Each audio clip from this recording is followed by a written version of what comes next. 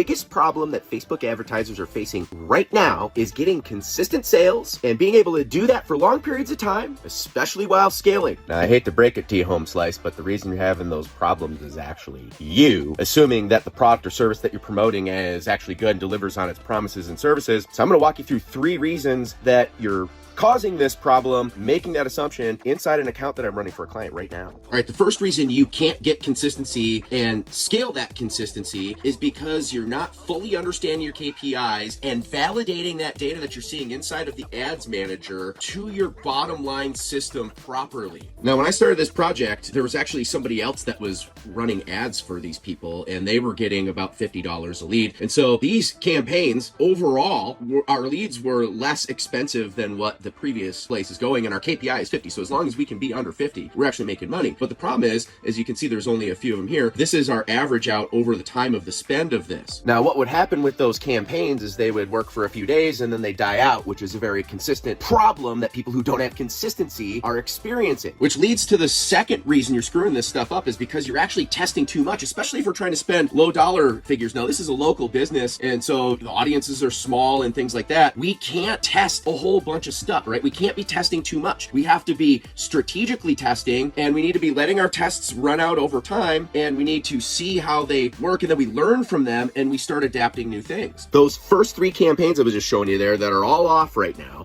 during that time, what I was doing was testing audience, I was testing creative, and we were testing process, the funnel. Now, we kept the funnel as one funnel, and throughout that, we tested the audiences and different ad copy and messaging around our offer that we already know that works. And through that process, I was able to figure quite a few things out. Now, what we determined from running all of these tests is we felt after everything that we did in here, the breakdown in the system was actually in the process. So we tested 2 different processes. We tested a different form of landing page, and then we also tested a different campaign objective using lead forms. And you can see now we've got a lot more spend here because we've actually beaten our results from over here, and we're getting consistency in these results over time, which you can see from that process there that actually leads to the third reason you're screwing this stuff up, and it's because you're testing too many variables at one time. Now, if you go back to what I just said, you'll remember that the first one, I kept the landing page as a constant. We didn't change that. We changed ads and audiences, and then throughout there, I was keeping constants once I figured things out so that we could narrow everything down. I didn't test all those variables at one time. And then once we determined what our audiences and our messaging was, then we started testing process, which is landing pages, objectives, and things like that. But most people will test all of these things at one time, and they don't have proper tracking. They're not able to look at the data. They're not validating it, and they have no clue as to what's going on. Now, let me dive down inside of here. So I'm going to show you a couple other things that people